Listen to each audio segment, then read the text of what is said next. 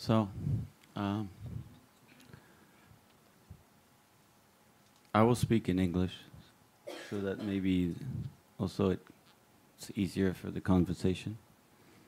Well, thanks for everything. Thanks for your comments.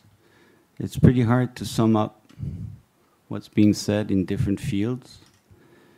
But what I can do as a listener, more than a diplomat, is to tell you how, I perceived those 2 hours. And earlier on, the name of Ernst Bloch was pronounced here. And also, I've written down this notion of reconstruction of totality as meaning for one individual. In the comments on Jameson.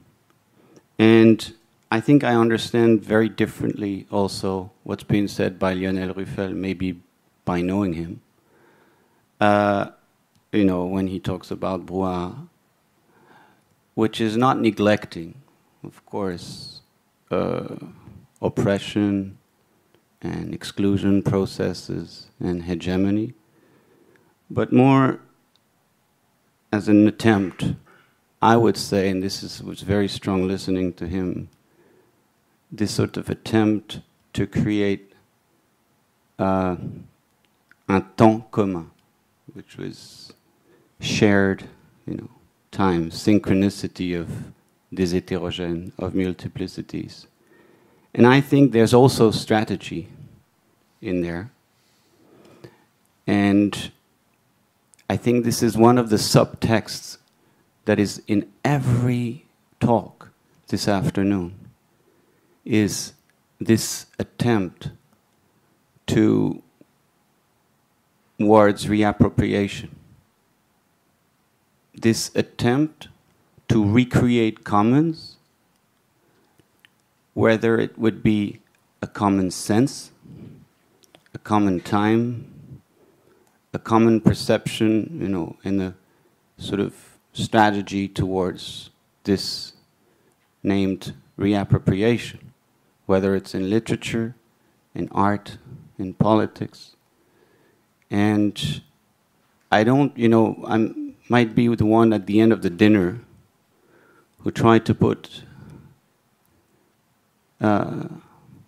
everybody together and say, listen, we actually want the same thing. But I am this person.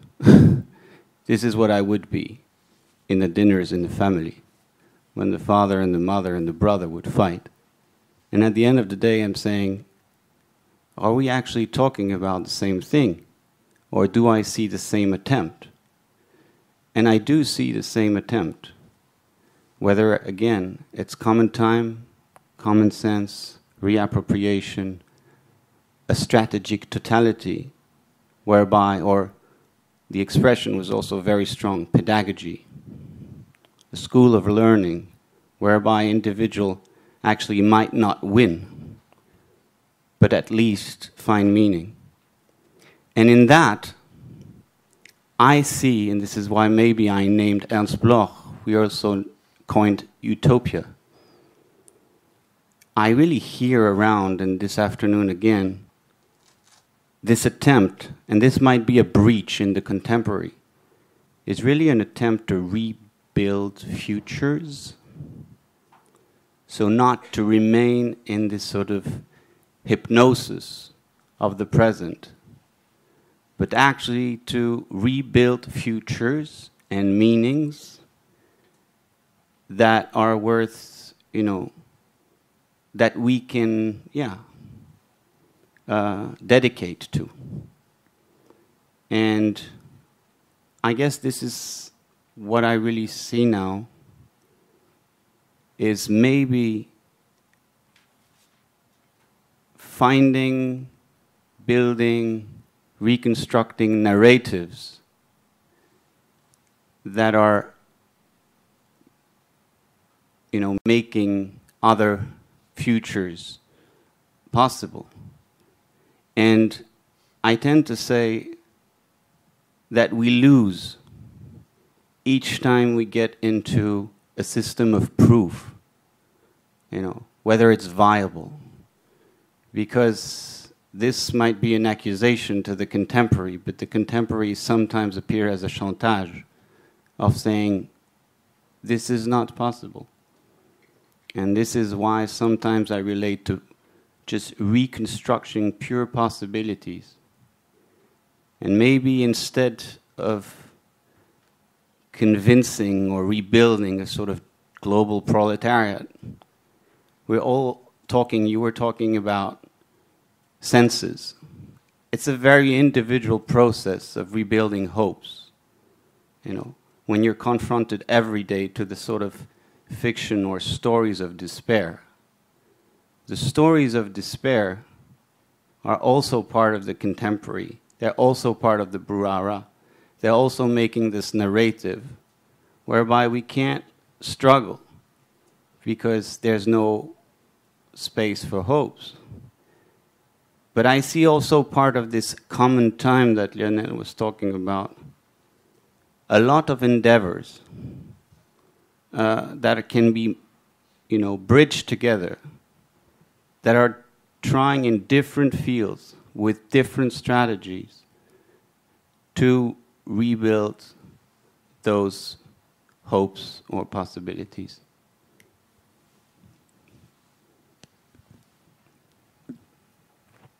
It's just a very brief comment. I pretty much agree with this idea. I also see a common struggle to find a way to talk or reconstruct some kind of big narration, a communal narration, without being accused of recuperating all the diseases of epistemology, ontology, aesthetics, whatever.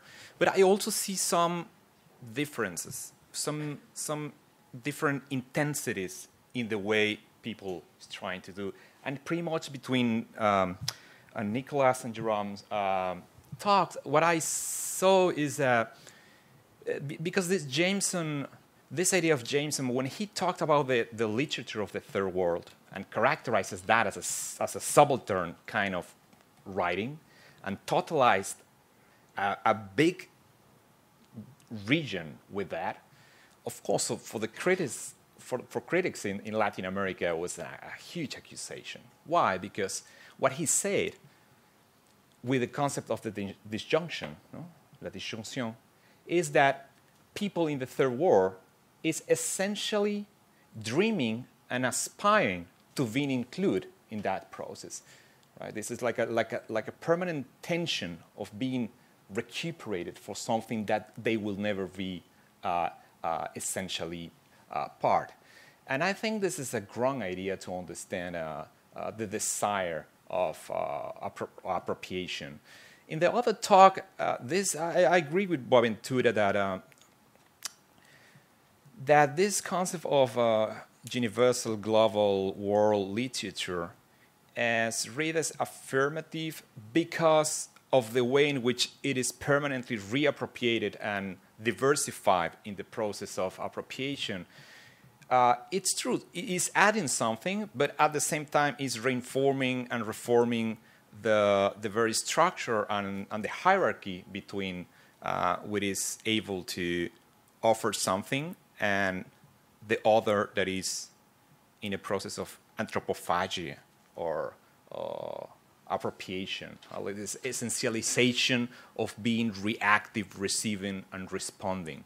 There's a tension there, probably working in two different directions, but I see it at least a struggle between the intensities of how to talk about these new big narrations that they look to be not that. It's just a comment. Yeah, I also wanted to point out, as we probably transition from one day to the next, that we've all been set a trap by our curator friends with this title of friction diplomatique, And so we're, in a sense, both intentionally and unintentionally performing the trap because, on the one hand, we're supposed to sit here as diplomats, when usually as respondents, you're supposed to be critical. You're supposed to not be diplomatic. You're supposed to be thinking, tough ideas and confronting, and of course, when they call you a diplomat, you feel guilty if you ask tough questions because you're supposed to be diplomatic and very friendly. And, so I think, to me, that's a very productive and interesting trap already. But there's also this fusion of the term of fiction and friction. We are trying to deal with these frictions that are between different worldviews, different histories, and I would actually embrace them. And one thing that I felt was not embraced enough today, we will see how much it is tomorrow, is this idea of fictionalizing, of taking fiction seriously and what fiction can do. For Buenaventura, he directly confronted by saying a sociology of absences is absurd. It's a fiction, right? It's this utopian fiction. And I think for my favorite writings of Jameson's are actually his writings on Fourier and these where he really deals with the madness of this utopian fiction writer, And so I hope that as we bring in, of course it's inherently there. Many of the presentations today had that. Like the idea of magiciens, the magic of magic. Like, what is this madness of fiction? Well, because I think the archive, today it seems like we're taking the archive too seriously. We're losing its madness, we're losing its humor, we're losing its... Also, we are becoming more and more aware that the hegemony structures are pure fictions. And we are, condemned to live in them. Well, that's always been my view. That I would be happy to read Hegel in world literature. But this notion that it's truth is nonsense, It's and actually I feel like the idea of just like within the universities that we have this whole notion of the geopolitics of knowledge that has been quite useful, not just in the decolonial group but in many others. And I actually find this looking at a literature fair and understanding how literature is produced, whether we call it world literature or universal literature, I don't care. But I think it's actually a really important project, So I really enjoy it like that because it's not just the fiction telling us this is universal, but how do you manufacture the fiction, And of course we can we are sausage makers, so we can talk about how the sausages are made, in terms of the professional but we shouldn't lose track of the poetry of it, as complex and conflicted as we may feel about it. So I was struck by how serious all the presentations were. maybe I missed the jokes. I don't know. I was too, but I think times are solemn. Yeah, that's true. But we still need to dance.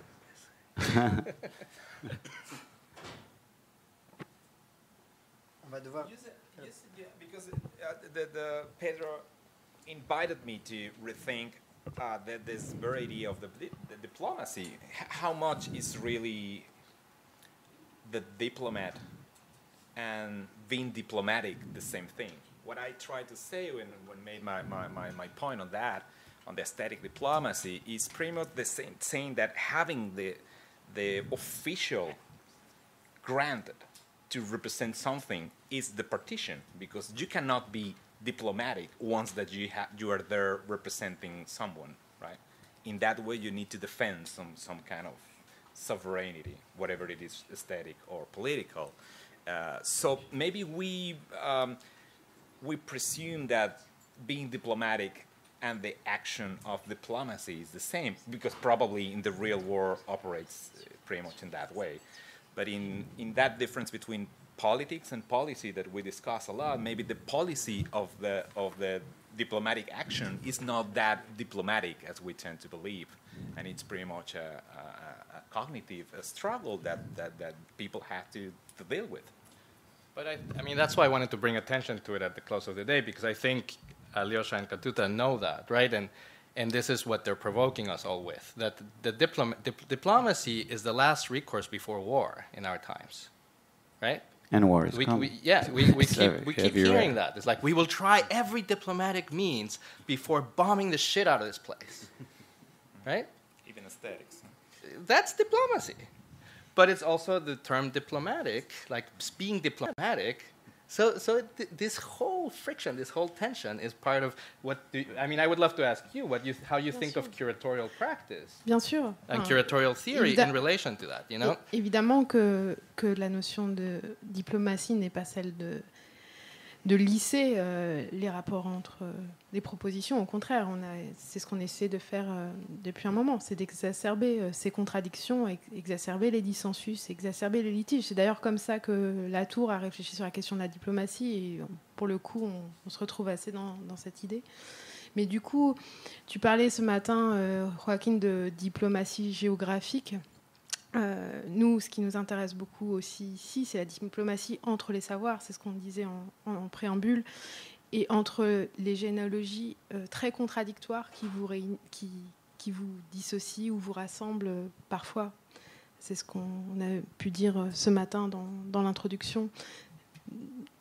La position de Boaventura, qui vient de la théorie décoloniale, au contraire, celle de Nicolas, qui est très jamesonienne, etc. Voilà, donc ce qui nous intéresse, c'est vraiment de pouvoir confronter ces différentes propositions et approches. Lionel, si tu veux réagir à tout moment, hein, tu peux aussi... Je trouve que je pourrais tout à fait rebondir sur ce qu'a dit Boaventura, parce que je suis exactement dans un cas de cotemporalité. J'ai parlé à un écran, je suis projeté, il y a une autre temporalité, et ça se fait pas sans friction, loin de là. Cette cotemporalité que j'ai essayé de pointer, elle n'est pas du tout non plus, comme tu le disais, Kantuta, pour votre histoire de diplomatie, elle n'est pas du tout consensuelle, bien au-delà. Elle est ouverte à la controverse, elle est ouverte. Simplement, ce que je souhaitais dire et qui a peut-être pas tout à fait été compris, c'est lorsque, je ne sais pas si vous m'entendez toujours, parce que j'ai aucun retour de vous. Donc, on t'entend très bien. Ah oui, d'accord, ok. Par exemple, lorsque Octavio Paz obtient le prix Nobel de littérature, il écrit un texte qui s'appelle « Enquête du présent ». Quand il écrit ce texte, Enquête du présent, il est exactement dans le paradigme moderne de la temporalité historique. Exactement. C'est-à-dire qu'il y a un présent, et lorsqu'il dit qu'il est en quête du présent, il estime que ce présent, il en est exclu, puisque le présent se trouve à Paris et à Londres. Et c'est un Paris et un Londres entièrement fantasmé, puisque à Paris et à Londres, il y a la majorité des personnes qui se trouvent exclues de ce présent dont parle à ce moment-là Octavio Paz. C'est exactement ça, l'imaginaire moderne du temps. C'est un imaginaire impérialiste, en un sens, beaucoup plus que celui que j'ai essayé de pointer, qui serait cet imaginaire contemporain du temps, où il n'y a plus un seul présent qui permet d'aspirer toutes les attentions, mais une multitude de temporalités qui, par ailleurs, sont sur des régimes temporels différents. C'est-à-dire que j'ai apprécié que Boaventura parle de Koselleck, puisque effectivement, ce que nous dit Koselleck, c'est qu'il y a une sémantique des temps historiques. Il y a une sémantique des temps historiques. Le temps n'est pas uniquement une ligne qui passe du passé au présent, au futur. Et ce qui permet aujourd'hui aussi de penser cette globalisation, disons, contemporaine, c'est non pas de penser que nous partageons un temps uniforme, mais bien qu'il y a des formes, des régimes de temporalité qui sont en contact, et que ce contact est parfois très violent. J'en suis bien d'accord. Je voudrais redire aussi que lorsque Romain Bertrand a parlé de palimpseste, il le reprenait à quelqu'un de ce matin, mais j'étais pas là ce matin. C'est exactement cette idée d'un temps feuilleté, palimpseste, qui s'impose à moi lorsque je pense le contemporain et qui se trouve dans l'enquête que j'ai menée. Moi, ce qui me manque, Lionel, dans ce que tu dis, c'est la conscience de ce... Je suis là, hein. Oui, oui. Salut. Ça va, Camille? Merci de m'avoir défendu, mon Camille. C'est gentil. Non, ce qui me manque dans ce que tu dis, maintenant je vais te frictionner. Je vous entends plus, moi. Je vais te frictionner, camarade. Ce qui me manque dans ce que tu dis, c'est les productions de futur. Ceux qui produisent du futur. Ceux qui, au fond, s'approprient même les futurs. Et je crois que depuis le tournant de ce siècle, on a vu beaucoup de récits, soit des récits qu'on pourrait nommer zombies, une sorte de récits morts-vivants, mais qui sont maintenus en vie artificiellement et imposés, soient vraiment des récits de futur. Je pense que, curieusement, alors que l'Europe, d'ailleurs, si on doit parler d'elle, a commencé le 21e siècle à rebours, en ne regardant presque que le passé, c'était pas que faire, c'était qu'avons-nous fait, tu vois. Et j'entends pas, dans cette sorte de grand ventre du contemporain, à quel point déjà sont armés, en fait, des récits du futur, au fond, qui nous engagent, et qui nous engagent, je dirais, dans le sens, là, je rejoindrais ce qui a été dit sur la question d'imposer des modes d'existence, d'imposer un récit, ou des récits dominants, etc. Et comment résultat, et c'est là où, pour moi, j'essaie un peu de mettre tout le monde d'accord, c'est le texte de Walter Benjamin sur la mélancolie de la gauche. Hein, c'est « Nous avons des propositions hétérogènes, des hétérogénéités existent, mais aucun sens commun n'émerge puissant. Nous restons au fond soumis à ceux qui produisent massivement des futurs ou du récit, des fictions, on va dire. Et nous sommes là avec des contre-fictions assez faibles, d'hétérogènes, on va dire, comme ça, de respect, de différence, de différentialisme. Et c'est, je crois, là la tension de la parole, moi, que j'ai entendue cet après-midi, entre une tentative de se réapproprier un récit, peut-être des futurs, des possibles, de réécrire l'histoire, au fond, et en même temps, cette sorte de mélancolie de la gauche qui nous dirait « Ah mais non, on ne peut pas. Ça a été fait avant, on ne va pas reconstruire du récit, puisque précisément on est assez bien dans cette sorte de brouhaha. » Et moi, ça me manque, ça. Voilà. Ouais.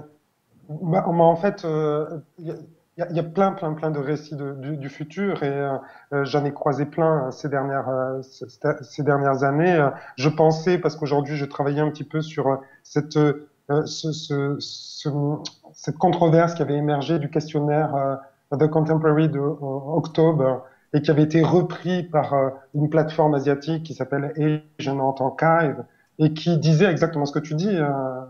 Camille, c'est-à-dire que il disait on en a marre de Foster, on en a marre d'Agamben, on en a marre de ce temps qui s'arrête, de ce post. Nous, dans notre We Asian, ils écrivaient exactement ça. On n'est pas marqué par cette conception mélancolique, par cette espèce de vide que serait le présent, parce que nous ne sommes pas dans la même conception du temps. Parce que nous ne sommes pas. Et c'est bien parce que nous héritons, nous, de cette conception moderne du temps, que le futur est une angoisse. Mais il pourrait ne pas l'être. Oui, mais ce que je crois, c'est que ça rejoint la question de quelle attitude. Est-ce que c'est une attitude de combat? C'est stratégique?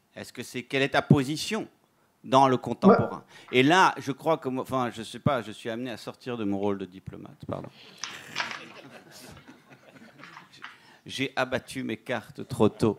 Non, mais non, je crois que, si tu veux, voilà, ce grand accueil, tu vois, bouddhiste des choses, et puis après le combat dans lequel on est entre des récits, c'est dans un système de croyance généralisé appliqué au futur. Quel est ton système de croyance? Quelle est ta fiction? Oui, je sais. Cette attitude bouddhiste n'est pas du tout la mienne. Mon attitude, mon système de croyance est une critique ferme de la modernité. Voilà.